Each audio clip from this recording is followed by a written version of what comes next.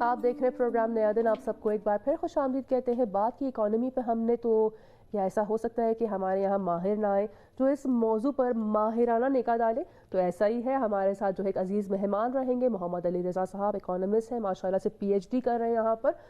چلتے ہیں ان کی خدمت میں تاکہ اس موضوع کو ہم بہتر طریقے سے سمجھ سکیں. میں سلام عرض کرتی ہوں آپ کی خدمت میں. خوش آمدید. تھینک یو سو مچ. کیسے ٹھیک ہے؟ الحمدللہ. بہت شکریہ آپ نے پروگرام کے لیے وقت نکالا. محمد علی رضا صاحب, اکانومی ایک بہت ہی پیچیدہ مسئلہ ہے میں کہوں گی, اور بڑے بڑے ملکوں کی جو ہے وہ حالت خراب ہو جاتی ہے اس کی وجہ سے. چلتے ہیں, ہم فیملی سے سٹارٹ کریں گے اسے, اور بتائیے کہ ایک گھرانے میں, ایک فیملی میں, ایک گھر میں اکانومی, اس کا کیا مطلب ہے؟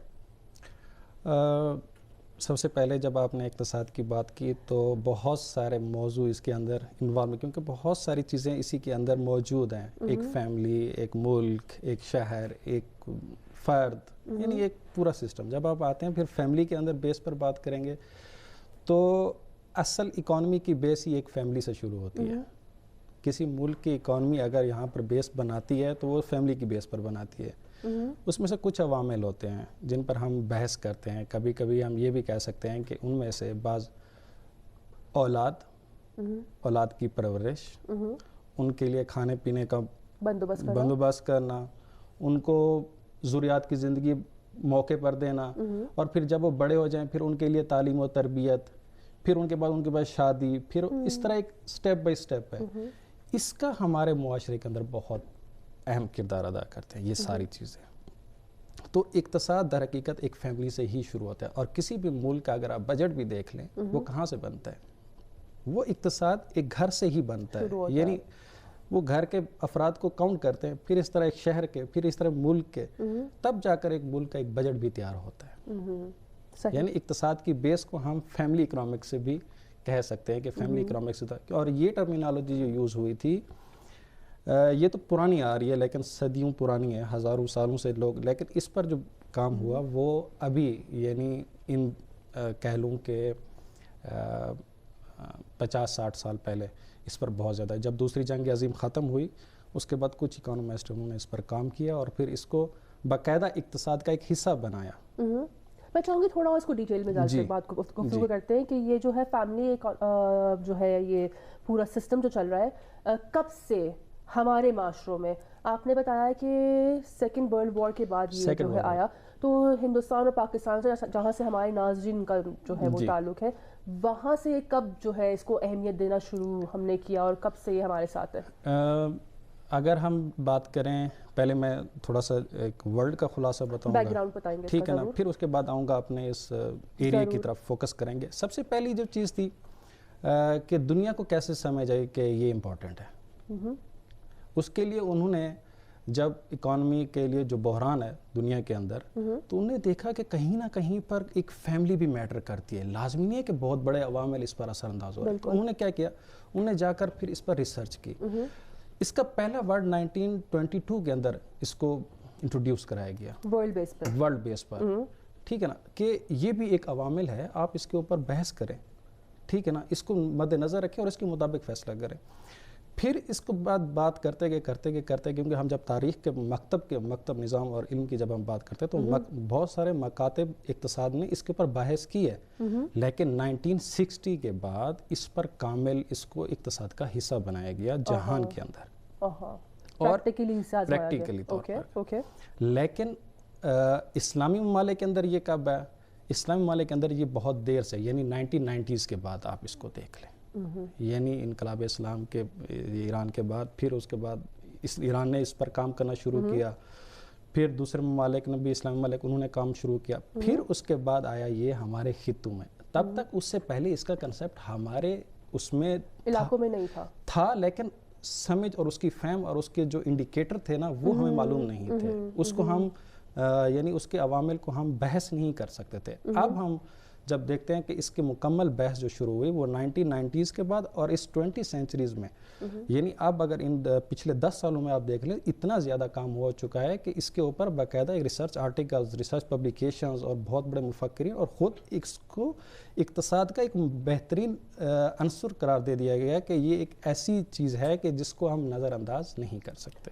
آپ نے گفتگو میں اشارہ کیا مفکرین کی طرف، اور جی آپ نے کہا کہ بہت سارے لوگوں نے اس پہ بحث کی ہے، مختلف ان کے جو ہے کہہ سکتے ہیں کہ رائے رہی ہے اس حوالے سے. میں چاہوں گی ایک دو کی اگر رائے آپ کے ذہن میں اگر ہو اس زاویے سے ہم اس پہ نگاہ ڈالیں تاکہ ناظرین بہتر طریقے سے اس موضوع کو درک کر سکیں. دیکھیں یہاں پر بہت سارے میں نے اسکالرس کو اسٹڈی کیا اس معاملے میں، ہم نے اس کو مکاتب میں دیکھا. ہمارے پاس بہت سارے جو اگر ہم بات کریں اس کو فشر ایک اکانومسٹ تھے، انہوں نے اس کو بہترین انداز میں، اور ایک اور اکانومسٹ ہے مجھے ان کا نام شاید ذہن میں نہیں رہا. جی جی انہوں نے کہا کہ اکانومی، فیملی اکانومی جو ہے اس کا ہماری میکرو اکنامکس کے اوپر ایک ملک کی اکانومی کو چلانے کے لیے کتنا اہم کردار ادا کرتے. پھر اس نے کیا کیا، یہاں پر آ کر ازدواج کی شرح کو، طلاق کی شرح کو، بچوں کی پرورش کی شرح کو، ان سب کو ڈیوائیڈ کیا. اور ڈیوائیڈ کرنے کے بعد ایک ملک کو یعنی ایک سانچے کے طور پر ڈھالا اقتصاد خانوادے کو، اور پھر ایک ملک کے نظام کے اندر اس کو ایڈجسٹ کیا.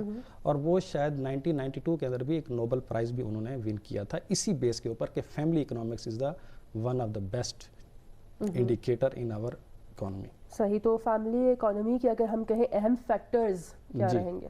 فیملی اکانومی کے سب سے وہی ابھی جو میں نے لاسٹ ڈسکشن کیا وہی، یعنی ویسے تو بہت ڈیفرنٹ ہے، ہر کنٹری کے اپنے اپنے، بالکل ہر کنٹری کا اپنا تقاضا اس کا تمدن، اس کی جو روش ہے زندگی کیسی ہے، اس کی زندگی لائف سٹائل فیڈریشن اس کا، یعنی ان کی سیاسیات کیسی، ان کی گورنمنٹ کیسی ہے، وہاں پر عدل کا نظام کیسا ہے، وہاں پر یہ ساری چیزیں کیسی ہیں، یہ فیکٹر ہے. لیکن جو ہم اکانومی کے اندر جو پوری دنیا کے اندر اب جو مانے جاتے ہیں مشترکہ فیکٹر، وہ 3 سے 4 ہی ہیں. سب سے پہلے کیا ہے؟ سب سے پہلے وہی جو پہلے ڈسکشن کیا کہ شادی کی شرح کتنی ہے، طلاق کی شرح کتنی ہے، اور ازدواجی زندگی کتنی بہتر چل رہی ہے لوگوں کی، وہ کیسے، ان کی شرح کتنی ہے، اور کتنے لوگ بے روزگار ہیں، کتنے لوگ بے روزگار نہیں ہیں، کتنی پاپولیشن بڑھ رہی ہے، اور کون سے عوامل ایسے ہیں جو بچوں کی تربیت میں بہتر یعنی کردار ادا کریں. یہ ایک فیکٹرز تھے جن کے اوپر انہوں نے بہت ہی یعنی اس کو سمرائز کر کے جہان کو دیا ہے کہ آپ اس بیس پر آپ آ کر اکانومی میں بات کر سکتے ہیں، اور اس کو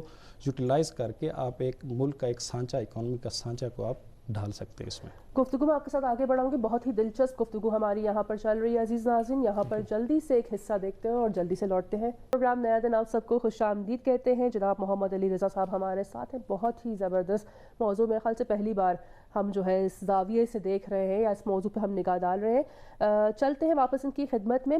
اگر ہم بات کرتے ہیں اسلامی ممالک کے حوالے سے، تو وہاں پر جو ہے ہم کس نگاہ سے اس کو دیکھتے ہیں؟ فیملی اکانومی کی میں بات کروں گی، اس کا لیول دنیا بھر میں ہم دیکھتے ہیں کہاں پر ہے، بتائیے ہمیں. جب آپ اسلامی ممالک کی بات کریں تو اس کو پھر 2 حصوں میں ڈیوائیڈ کریں. ایک وہ اسلامی ممالک جو جنگ کے اندر نہیں ہیں، جو پابندیوں کے اندر نہیں ہیں، جن کے اندر نظام جو زندگی ہے وہ بہتر ہے، اور ایک وہ ممالک ہیں جن کے اندر یہ سب چیزیں پائی جاتی ہیں، جیسے پاکستان ہو گیا، ایران ہو گیا، فلسطین ہو گیا، جہاں پہ آپ کو سینکشنز، جنگ اور مختلف چیزوں کا چیزیں نظر آتی ہیں. آپ ان کو ایک کیٹرائز کر لیں اور اس کو دوسرے کو ایک الگ کیٹرائز میں لے لیں. ٹھیک ہے نا؟ آپ کو دونوں میں یہ چیزیں ڈیفرنٹ اینگل سے نظر آئیں گی. وہ کیسے؟ جب آپ بات کرتے ہیں پاکستان، ایران اور اس طرح کے دوسرے ممالک جہاں پر وہ فیکٹر، جنگ کا فیکٹر، پابندیوں کا فیکٹر، گورنمنٹ کا فیکٹر، ٹھیک ہے نا، سیاسی بحران، اقتصادی بحران، سماجی بحران اور فرہنگی بحران بھی، ٹھیک ہے نا، تو وہاں پر آپ دیکھیں گے کہ وہاں پر یہ فیملی اکنامکس ایک بہت ہی ایک عجیب شرح دکھاتی ہے ہمیں، ایک عجب رول سٹائل دکھاتی ہے کہ وہاں پر اکانومی اتنی بوسٹ نہیں کر سکی لوگوں کی. کیونکہ اس کے اندر بہت سارے کردار اثر انداز ہوئے، اور جو ابھی تک ہو رہے ہیں. اس کی ایک اور مثال میں آپ کو ساتھ دے دوں کہ فلسطین کی، آپ اگر اس سچویشن کو اس پہ ڈسکشن کر لیتے ہیں، تھوڑے اسی میں آتا ہے یہ. اب جب اسرائیل فلسطین کے اوپر یہ سب کچھ کرتا ہے، بمباری کرتا ہے، اور اس کے بعد ان کے گھر، فیملی سب کچھ تباہ ہو جاتے ہیں، یعنی ریسورس ختم ہو گیا ان کے پاس. یہاں پر فیملی اکنامک کیا ہو گئی؟ زیرو. اور اس کا امپیکٹ پھر دیکھنا ہے ہم نے کہ اس کا امپیکٹ کہاں پر پڑتا ہے، کتنے عرصے کے لیے پڑتا ہے. کیا آیا 1 سال کے لیے پڑتا ہے، 2 سال کے لیے پڑتا ہے؟ نہیں، یہ ایک بلند مدت کے لیے بہت زیادہ. اس کا لوگ اس کو سمجھتے ہیں کہ یہ فقط ایک چھوٹے لمحے کے لیے، چھوٹے عرصے کے لیے، لیکن اس کے اثرات کو آپ، اور یہی صرف اسی بات کو اگر میں آگے بڑھاؤں تو یہ ہے کہ ایران بھی اسی طرح، پاکستان میں بھی اسی طرح. پاکستان کے اندر اگر اکانومی انسٹیبلٹی ہے اس کی وجہ کیا ہے؟ اس کے اندر فیکٹر بہت سارے پائے جاتے ہیں ہمارے، ٹھیک ہے نا. ایران کی بات کریں، سینکشن ہے، نہیں کر پاتے اسٹیبلٹی، لوگوں کے اندر غربت کی شرح بہت زیادہ بڑھ چکی ہے، بہت سارے ایسے اور عناصر ہیں، بے روزگاری بڑھ چکی ہے، ٹھیک ہے نا. اور اس طرح بہت سارے اور انڈیکیٹر ہیں، فرہنگی انڈیکیٹر ہیں جو اثر انداز کر رہے ہیں، جو کلچرل انڈیکیٹر ہے وہ بہت اثر انداز کر رہے ہیں ان ممالک کا. اور دوسرے ممالک کون سے ہیں؟ یو اے کو دیکھ لیں، سعودیہ کو دیکھ لیں، ایمریٹس، پوری ان ترکی کو دیکھ لیں.